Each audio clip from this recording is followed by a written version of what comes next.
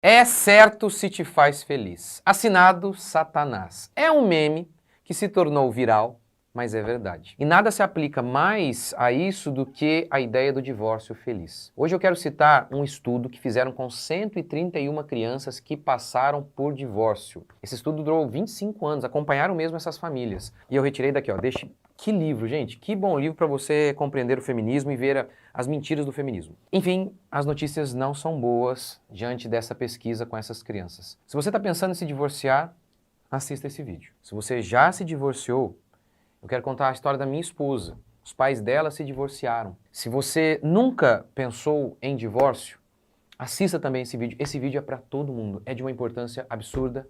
Compartilhe com a sua família, compartilhe, envie para alguém. Curta, comente, se inscreva. Bora para mais um vídeo. Então vamos lá. Gente, puxa, que livro. Porque ele é muito... É um livro curto, eu considero de fácil leitura, muito fácil. O Manual Politicamente Incorreto do Feminismo. E tem uma coisa interessante, a autora eu acho que nem cristã é, porque ela fala algumas coisas aqui que definitivamente não são de crente. Mas então isso reforça ainda mais o que a gente tem falado, o quanto que essas coisas que a gente tem falado sobre feminismo se tornam ainda mais poderosas, porque uma moça que nem é cristã e mesmo assim ela constata que o feminismo é é um demônio, é um negócio terrível. O link desse livro está aqui, está em promoção, a minha livraria toda está em promoção. Aqui, ó. Os Fabulosos, tem o Fabuloso Livro Azul, que eu recomendo, enfim, um monte de livro lá maravilhoso sobre educação, enfim, um monte de coisa. Então vamos lá. Neste livro aqui, o Manual Politicamente Incorreto do Feminismo, a autora Carrie Lucas, ela diz o seguinte, e como eu falei, parece que ela não é cristã, né? Ela vai mostrando, ela conta uma pesquisa feita por Judith Wallstern, alguma coisa assim a pronúncia dela, do nome. E o nome da pesquisa é O Legado Inesperado do Divórcio, uma pesquisa de 25 anos. Eles avaliaram 130 crianças, eu não lembro se era 130 crianças, eu fiquei na dúvida, ou se foi 131 famílias, eu não lembro agora, porque já faz tempo que eu li o livro. Mas enfim, avaliaram então ali 131 crianças ou famílias que passaram, essas crianças que passaram por divórcio em 1971. E acompanharam. Conclusão? Qual foi a conclusão do estudo? A ideia de que os pais mais felizes necessariamente levam as crianças a se tornarem mais felizes e que o trauma experimentado pelas crianças no ato do divórcio é temporário, é mentira. É mentira. Judith resume assim o que as crianças diziam. O dia em que os meus pais se divorciaram foi o dia em que a minha infância acabou. O dia em que os meus pais se divorciaram foi o dia em que a minha infância acabou. Você pode ler isso aqui. A Judith, então, crê que os impactos mais severos do divórcio na vida das crianças se daria na vida adulta. Então, não apenas aqui, a gente tem muitos outros estudos aí falando sobre isso. Filhos de pais divorciados são mais propensos à depressão, a serem expulsos da escola, a repetir de ano, a envolver-se com roubo, drogas, a se tornarem sexualmente ativos muito mais rapidamente, são mais suscetíveis a sofrerem abusos. E sabe um outro grande problema também do divórcio? A imagem que se passa do casamento e da família para essas crianças, de fracasso. Um filho, fruto do divórcio, ele pode desenvolver um medo enorme de casar. Um medo enorme. Uma menina que viu seu pai indo embora, ela pode ter o receio de ver o seu marido ir embora também. E aí ela acaba optando por ficar solteira. Ou por ter uma vida pervertida, tendo vários relacionamentos superficiais, mas nada de profundo, como um casamento. É engraçado que muitos partem, como eu falei um pouquinho já sobre isso aqui neste vídeo, é engraçado que muitos partem do seguinte auto-engano para se divorciarem. Estamos fazendo isso justamente por nossos filhos. Se os nossos pais estão infelizes, se os pais estão infelizes, então os filhos ficam infelizes também, dizem eles. E aí eles argumentam que as crianças podem ter alguns problemas a curto prazo, mas que estando, assim, o pai e a mãe mais felizes, então o mesmo vai acontecer com as crianças. A pesquisa constatou outra coisa. E eu sei, você terá esses artistazinhos aí como propagadores do divórcio feliz. Esses seres evoluídos que mostram, por exemplo, como a relação deles até melhorou depois que eles se divorciaram. A relação deles com os filhos até melhorou. E aí eles se orgulham de mostrar como são evoluídos. Você já viu? Por exemplo, o artistinha lá se divorciou e aí ele aparece em foto de família, todo feliz com a ex. E fazendo às vezes declaração para ex. Lá no Instagram. Ah, pelo amor de Deus, tem que ser muito frouxo para achar normal uma situação dessa. Fazer o atual marido ficar ao lado do cara que dormiu com a esposa dele. É muita falta de testosterona achar que isso é normal. E aí, gente, não apenas essa galerinha aí vendendo o mito do divórcio feliz. Haverá também filmes vendendo a fábula do divórcio feliz. Ah, no final tudo fica bem. Quando eu era garoto, havia um filme que vendia essa ilusão. Uma babá quase perfeita. Já assistiram? É com... Ai, como é que é o nome? Meu Deus! Aquele ator famoso que era um comediante que se matou. Ah, esqueci. Ele é muito famoso, mas enfim. Esse cara que fez esse filme... E a história do filme era o seguinte. A mulher se separou do cara porque o cara era meio bagunceiro. Só isso. Um pouco responsável ali. Não justificando isso, mas...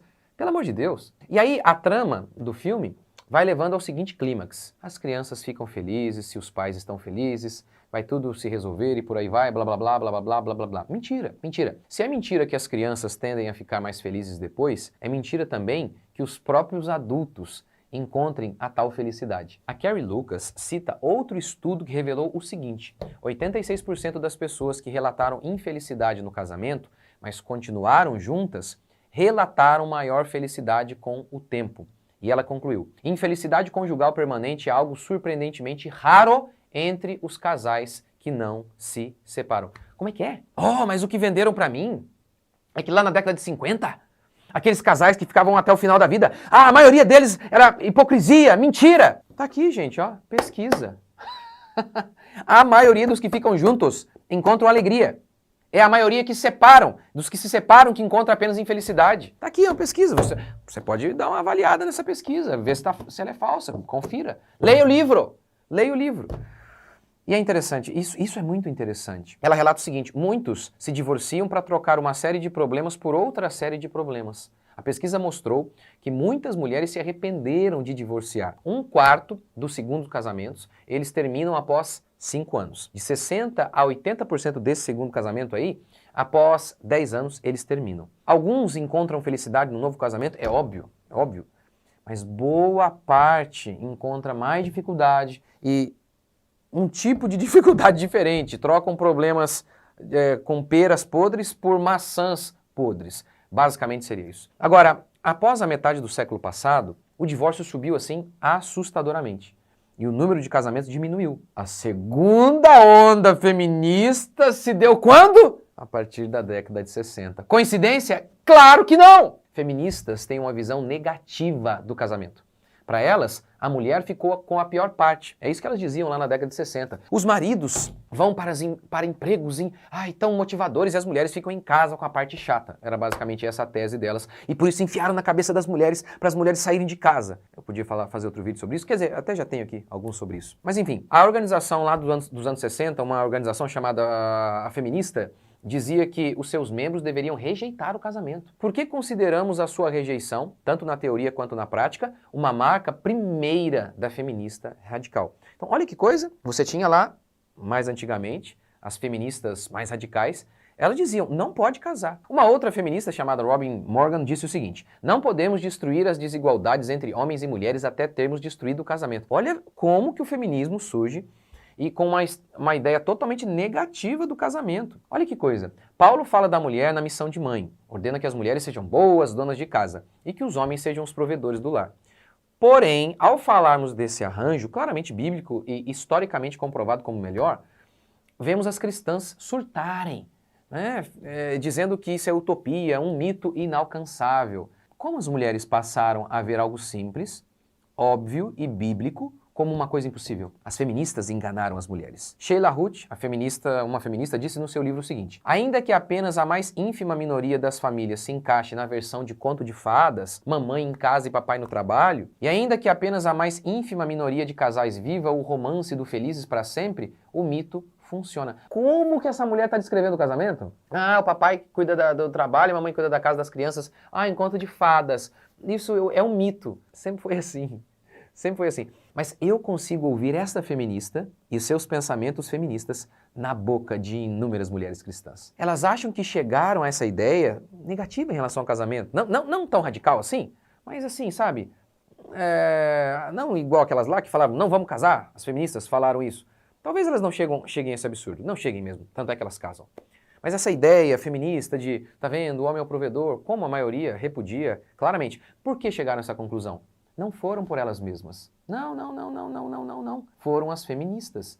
foram as feministas que fizeram isso. A feminista Jocelyn Geller considera a decisão de Gloria Steinem de se casar uma traição. Considerou, né, a decisão dela uma traição. Eu diria que a opção por defender uma instituição enraizada na mercantilização da mulher, tornando-a uma propriedade. Uma instituição que menospreza a amizade e considera a existência feminina em termos de uma narrativa romântica de redenção masculina. Não é coisa válida e justa, e isto em qualquer época. Olha a perspectiva negativa que as feministas têm do casamento, e tá vendo a ideia do homem como provedor, como herói? Isso é muito ruim, diziam elas. Outro estudo citado aqui. Pessoas casadas costumam ter melhor saúde mental. Como é que é? Mas o que eu ouço é o oposto disso. Casais que permanecem juntos estão muito menos propensos a cair na pobreza.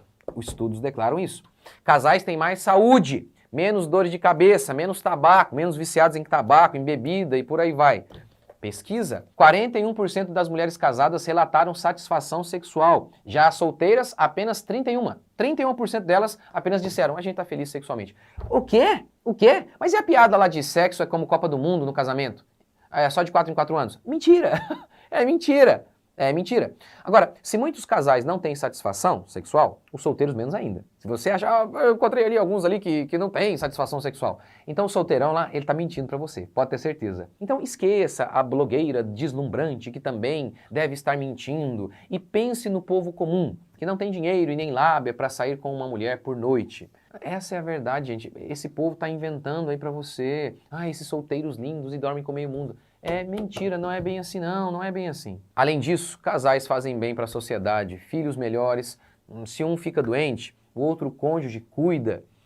Casamento é isso, essa coisa espetacular. É a causa única de felicidade? Óbvio que não. Mas também não é a causa de toda a infelicidade, como as feministas querem fazer parecer que é. A Escritura declara, quem encontrou uma esposa encontrou o favor do Senhor. Olha a perspectiva positiva do casamento. Na Bíblia, o divórcio é permitido somente em caso de adultério. Mas veja bem, permitido, significando que o perdão deveria ser sempre a primeira opção. Eu tenho um vídeo inteiro aqui falando sobre isso, porque eu sei, a Igreja Católica diz que não é permitido o divórcio em hipótese alguma, e alguns pastores, bem poucos, alguns também dizem isso. Eu tenho nenhuma dúvida que isso é errado. Assista a minha pregação. Tenho nenhuma dúvida que essa ideia de que não pode separar em caso de adultério está errada. Assista a minha pregação sobre isso. Mas, o perdão deveria ser sempre a primeira opção. Mas assista ao meu vídeo. Agora, para aqueles que optaram pelo divórcio, quebrando seu juramento, e não tem mais o que fazer, não tem como consertar isso, alguns casos não tem mais o que fazer, a pessoa já até casou com outro, enfim. E em relação aos filhos também, como fazer? E aí eu quero trazer uma mensagem em relação à minha esposa. Minha esposa também, infelizmente, os seus pais se separaram, mas ela encontrou Cristo, que a curou e a restaurou completamente. E assim, mesmo assim, é óbvio que ela estaria ainda mais feliz se tivesse os pais juntos, obviamente. Eu sei disso. Mas é só Cristo mesmo que pode consertar aquilo que a gente fez de errado, perdoar os nossos pecados. Só Ele que pode curar o coração das crianças. Na minha igreja tem um monte de gente assim, gente que veio de pais, de famílias em que os pais se separaram. E eles estão bem, depois das tormentas, mas graças a Jesus Cristo, o único que pode curar o nosso coração e perdoar o nosso pecado. De qualquer forma, saia do conto feminista, fique com a Bíblia. E aproveite esse livro, eu tenho resenha dele aqui também. O link dele está aqui na descrição. Deus abençoe, até a próxima.